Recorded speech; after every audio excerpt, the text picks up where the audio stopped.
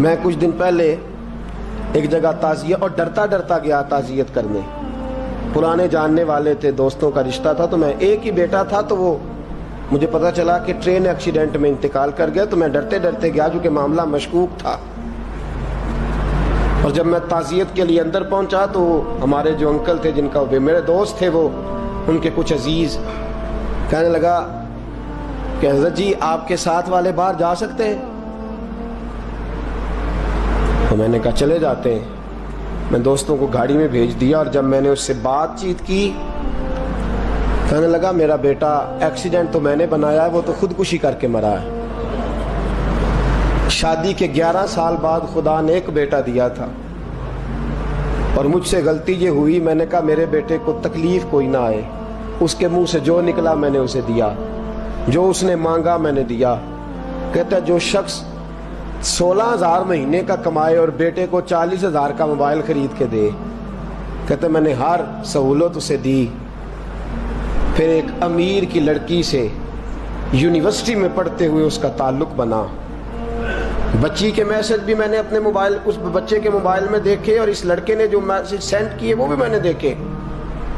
پھر میں گھر پہنچ گیا, میں نے بیٹے سے منتیں کی کہ بیٹا وہ ہمیں رشتہ نہیں دیں گے, ہماری برادری بھی چھوٹی ہے اور ہمارے جیب میں پیسے بھی کوئی نہیں. پھر میں ان کے گھر گیا, بیٹا نہ مانا, اور میں نے اس شخص کو بلا کے کہا تیری بیٹی کے میسیج ہیں, خدا را خیال کر, اور تیرے تو 7 بچے ہیں, میری گود میں تو ایک ہی پھول کھلا ہے, میں کدھر جاؤں, خیال کر. اس نے کہا دوبارہ تو نے نام لیا تو ایسے کیس میں باپ بیٹے کو پھنساؤں گا کہ ساری زندگی نکل نہیں سکو گے. نے کہا میں نے بیٹے سے کہا کہ بیٹا میں نے پگڑی تک رکھی ہے پر مجھے رشتہ نہیں ملا, تو باز آ جا. کہنے لگا 3 راتیں میرا بیٹا سویا نہیں, اور مجھے کہنے لگا حضرت جی وہ 4تھی رات سویا ہے تو دوبارہ اٹھا نہیں. مجھے کہنے لگا مجھے اجازت دو کہ میں اس بیٹی کو بھی قتل کر دوں اور اس کا باپ بھی قتل کر دوں, میرا تو گھر اجڑ گیا نا. وہ کہنے لگا میں کبھی کبھی دوستوں کے پاس جا کے رات گزار لیتا ہوں اور میں اپنے دل کو سکون دے لیتا ہوں, لیکن اس کی ماں اس کے جوتے سینے سے لگائے پھرتی ہے, اس کی اماں اس کے پرانے کپڑے لے کے سینے سے لگائے پھرتی ہے. کہنے لگا حضرت جی کوئی کوشش کرو, کوئی دعا کرو کہ اللہ مہربانیاں کرے. میں کہہ تو نہیں سکا ان سے, لیکن میرے دل میں خیال آیا کہ کس نے کہا تھا کہ بچہ یونیورسٹی میں کو ایجوکیشن میں داخل کراؤ, کس نے کہا تھا کہ اس کے ہاتھ میں آگ کا انگارہ دو. میرے دوست, آپ تیز آنچ تیز آگ جلا کے اس کے قریب مکھن رکھو, اور پھر مکھن سے کہو کہ ڈلنا نہ, پھر مکھن سے کہو کہ پگھلنا نہ. بھئی تیز آگ قریب جلا دی اور تو کہتا ہے پگھلنا, یہ کیسا ممکن ہے؟ ہو سکتا ہے؟ بولیے نا, ہو سکتا ہے؟ لڑکا اور لڑکی کٹھے کالج میں پڑھیں, ایک کمرے میں رہیں, ایک چھت کے نیچے رہیں, ایک دوسرے کو دیکھیں, نام جانیں, فون نمبر پاس ہو, اور پھر کہنا کہ تم عشق کا چکر نہ لڑانا, کیسے ممکن ہے؟ اور بڑے سیانے بندے کہتے ہیں حضرت صاحب اعتماد ہونا چاہیے اولاد پہ. میرے نبی پاک کو اپنی بیویوں پہ اعتماد نہیں؟ عبداللہ ابن مکتوم نابینے سے ابھی آئے ہیں تو حضور نے فرمایا پردہ کر لو, حضور کو اعتماد نہیں؟ مصطفیٰ سے پاک گھر کسی کا ہو سکتا ہے؟ فرمایا پردہ کر لو, نقاب ڈالو. سونے وہ تو نابینا ہے, فرمایا تمہیں تو نظر آتا ہے نا, ڈالو نقاب. یہ اعتماد ہونا چاہیے. یہ کیسا اعتماد ہے کہ تو تیز آگ جلائے اور مکھن قریب رکھ کے اعتماد کر, یہ کیسا اعتماد ہے؟ ایک حدیث سنانے لگا ہوں, زندگی بھر بھولنا نہ, دل کی تختی پہ لکھنا یہ روایت. توجہ ہے آپ کی؟ جاگ رہے ہیں؟ باہر والوں کو میری بات کی سمجھ آ رہی ہے؟ حدیث سنانے لگا ہوں, ابن حجر اسقلانی حدیث لائے ہیں. رسول پاک صلی اللہ علیہ وسلم نے فرمایا جہاں مرد اور عورت اکیلے ہوں وہاں تیسرا شیطان ہوتا ہے. یہ تو پہلے بھی سنے ہوں گے نا اتنے لفظ. اس سے آگے ہیں ابن حجر حدیث کے لفظ لائے. یا رسول اللہ صلی اللہ تعالی علیہ وسلم، مرد اور عورت اکیلے ہوں تو تیسرا شیطان ہوتا ہے؟ حضور نے فرمایا ہاں. عرض کی حضور اگرچہ وہ نیک ہو. جاگ رہے ہیں نا آپ لوگ؟ اگرچہ وہ جہاں مرد اور عورت اکیلے ہوں وہاں تیسرا شیطان ہوتا ہے. حضور اگر وہ نیک ہو لکھ لو دل کی تختی پر. میرے رسول نے فرمایا اگر عیسیٰ کی ماں مریم بھی ہو اور زکریا کا بیٹا یحییٰ بھی ہو تو میں ان دونوں کو بھی اکیلا بیٹھنے کی اجازت نہیں دے سکتا. فرمایا عیسیٰ کی ماں مریم جو رہی مسجد میں، پلی مسجد میں، جس کی پاکیزگی کا اعلان قرآن کر رہا ہے، عیسیٰ کی ماں مریم. اور فرمایا یحییٰ صرف نبی نہیں، نبی کے بیٹے بھی ہیں. زکریا بن یحییٰ. فرمایا اگر یہ دونوں بھی ہوں، ایک نبی ہو اور ایک ولی ہو، مریم اور یحییٰ بھی ہو، مریم اور زکریا بھی ہو، فرمایا میں ان کو بھی اکیلے بیٹھنے کی اجازت ہے. تو کس نیکی اور پرہیزگاری کی بات کرتا ہے؟ تو کیسا پیر ہے اس کے پاس تنہائی میں بیٹھ کے بی بی اپنا دکھڑا سنا رہی ہے؟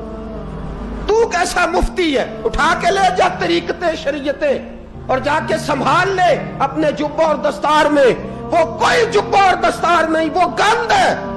اس لیے کہ جو نبی مریم سلام اللہ علیہا کو نبی کے پاس بیٹھنے کی اجازت نہیں دے رہے، وہ پیر کس بات کی مولی ہے جو بیبیوں کو بغیر پردے کے سامنے بٹھاتا ہے؟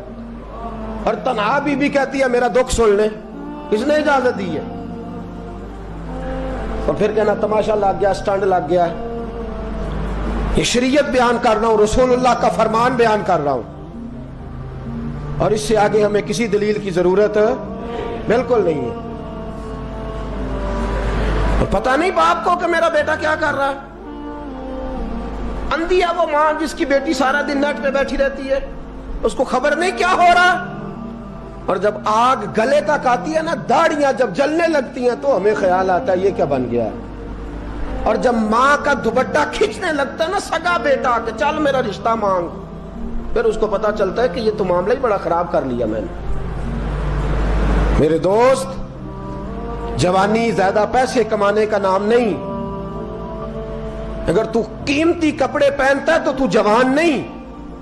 تو 50 کلو وزن بائیں ہاتھ سے اٹھا لیتا تو تو جوان نہیں. اگر تو ڈگریوں کا ڈھیر لگایا ہے اور تیرا دراز اور الماری بھر گئے ہیں تو تو جوان نہیں. اور اگر تو نے اپنے خاندان اور معاشرے میں اونچا افسر بن کے نام کما لیا تو جوان نہیں. جوان اس کو کہتے ہیں جس کی جوانی پاکیزہ ہوتی ہے. جوان اس کو کہتے ہیں جس کی نظر جھکی ہوئی ہوتی ہے. جوان اس کو کہتے ہیں جو حیا کا پتلا ہو. جوان اس کو کہتے ہیں جو شرم کا پیکر ہو. جوان اس کو کہتے ہیں جس کی نظر سے معاشرے کی بہو بیٹیاں بچی ہو. جوان وہ ہوتا ہے، جوان بھی ہو پاکیزہ بھی ہو، جوان وہ ہوتا ہے کہ میرے رسول پاک نے فرمایا صبح قیامت اللہ عرش کے سیدھے جانب جوان کھڑا کرے گا. 30 سال کا جوان، چڑھتی جوانی، خوبصورت آنکھیں، روشن چہرہ، اس کا وجود طاقت والا. نبی آگے بڑھ کے پوچھیں گے یا اللہ یہ کون ہے جو تیرے دائیں جانب کھڑا ہے؟ اللہ فرمائے گا یہ وہ جوان ہے کہ خوبصورت عورت نے اسے کہا تھا میرے ساتھ منہ کالا کر لے، پر اس نے نظر جھکا کے کہا تھا انی اخاف اللہ. نہ بھائی میں تو اپنے اللہ سے ڈرتا ہوں. فرمایا یہ پاک جوانی والا ہے، یہ حاجی نہیں، نمازی نہیں، یہ ولی نہیں، یہ صوفی نہیں، یہ وہ نہیں جو غوث زماں ہو، قطب دورہ ہو، پیر طریقت نہیں، مفتی وقت نہیں. یہ خالی جوان ہے پر پاک جوانی لے کے آیا ہے. یہ خالی جوان ہے پر پاکیزہ جوانی لے کے آیا. یہ خالی جوان ہے پر اس کی نظروں میں حیا بڑی ہے. یہ پاک، یہ کیا تماشا لگ گیا عشق کا چکر. اور آج جتنی مصیبتیں کھڑی ہوئی ہیں اس عشق مجازی کے روگ نے کھڑی کر دی ہیں. ہر جوان. ہمارا ایک بچہ تھوڑے دن پہلے اس علاقے کا محمد طیب نام کا شہید ہو گیا. وہ ایک کونے میں رہنے والا, ایک محلے میں ایک چھوٹے سے کونے میں رہنے والا بچہ تھا نا. میرے ساتھ دوست موجود ہیں. صبح سے لے کر ساری رات میں افسوس کرتا رہا میں جنازے میں کیوں نہیں گیا, میں جنازے میں کیوں نہیں گیا. وہ بچہ پاک فوج کا وہ شہادت اختیار کر گیا تو فخر سے سر بلند کر گیا اپنا. لیکن جو بی بی کے لیے ساری رات روتے رہتے ہیں وہ شہید ہو سکیں گے؟ جو ساری رات ٹھنڈ میں کھڑے ہو کے عورت کے ساتھ گفتگو کرتے رہتے ہیں اور جو سارا دن دل میں گند رکھتے ہیں بی بی کے لیے, ان کے ہاتھ میں تلوار آئے گی؟ یہ بہو بیٹیوں کی عزتیں بچا سکیں گے؟ عافیہ صدیقیہ جیلوں میں جل گئی امریکہ کی, اور وہ جب بھی خط لکھتی تھی کہتی تھی کوئی محمد بن قاسم نہیں بچا, وہ کہتی تھی کوئی شہاب الدین غوری نہیں بچا. اور وہ جب بھی, اب تو خیر اس کا ذہنی توازن ہی کام کرنا چھوڑ گیا, وہ بی بی جب بھی خط لکھتی تھی نا اہل پاکستان کو تو کہتی تھی پاکستان والوں بتاؤ کیا تمہارے اندر کوئی بھی خالد بن ولید کا ماننے والا نہیں؟ کیا کوئی نہیں تمہارے اندر جو علی کے نام کا نعرہ لگانے والا ہو؟ کوئی نہیں بچا جو فاروق اعظم کی سیرت کو فالو کرنے والا ہو؟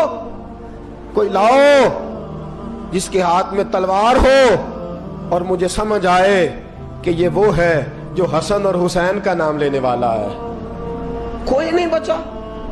اس لیے کہ گندگی دماغ میں, گندگی دل میں, گندگی روح میں تو اس کام کے لیے آیا تھا.